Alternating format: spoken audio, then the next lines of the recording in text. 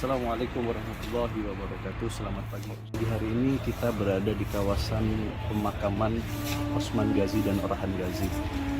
Dan di depan kita ini adalah kebetulan makamnya dari Orhan Ghazi. Beliau adalah Sultan kedua dari dinasti Utsmaniyah, dari Kesultanan Utsmaniyah.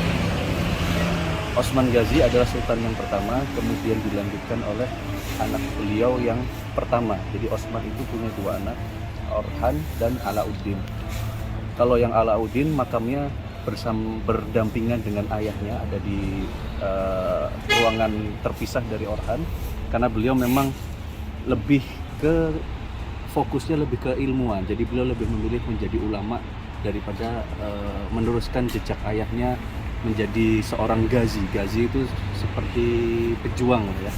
Kalau Orhan Ghazi memang mengikuti jejak ayahnya. Beliau lebih suka berjihad dan berjuang di jalan Allah dengan bertempur. Beda dengan anaknya yang kedua.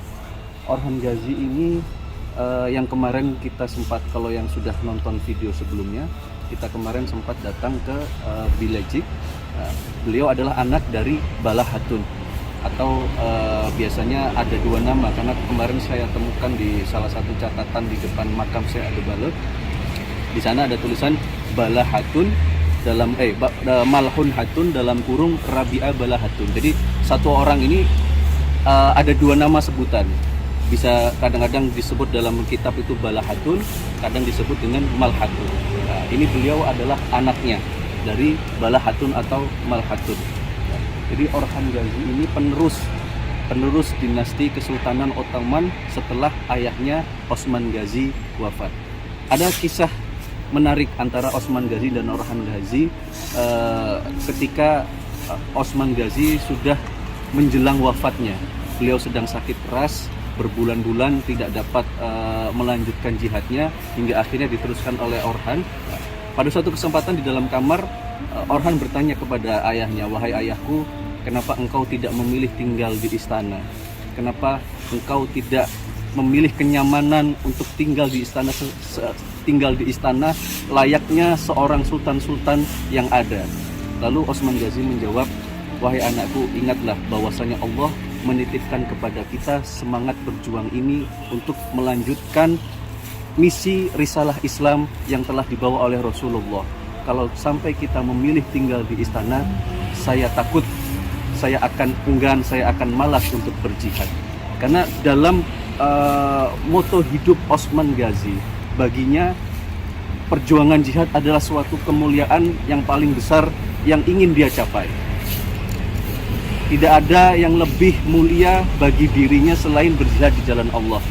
Oleh karena itu yang semangat itu yang terus dia tularkan ke anak cucu dia. Sampai pesan-pesan beliau kalau kita baca ada di dalam itu, teman dalam bahasa Turki ya, saya kurang paham. Cuman salah satunya memang pesan beliau terhadap anaknya sebelum beliau wafat. Osman Ghazi sebelum wafat berpesan kepada Orhan, salah satunya itu, "Jangan sampai engkau hidup terlena sedangkan rakyatmu hidup sengsara." Itu salah satu pesan beliau terhadap anaknya.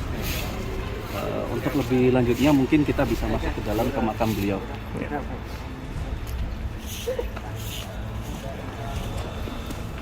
Nah, ini sekarang kita masuk ke dalam makamnya ya. Seperti inilah pemandangannya teman-teman. Masya Allah.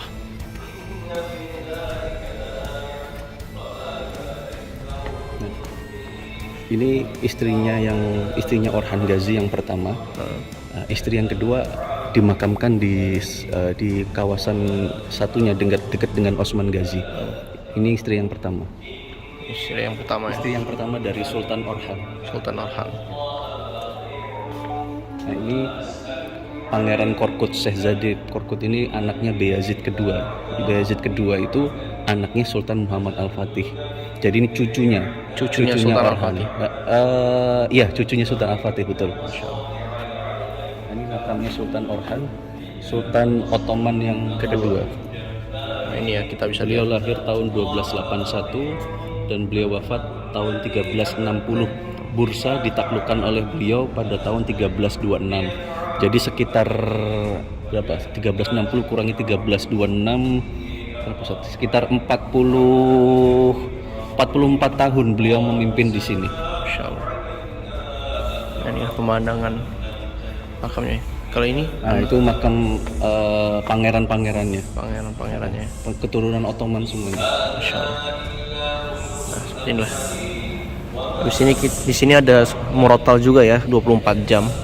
Dan ini live. Yang baca ada di Ya, sana di Oslo. dan ini live. Sama seperti di Topkapi Museum. Kiswah semua sultan rata-rata tulisannya tuh inna fatahna laka fathan.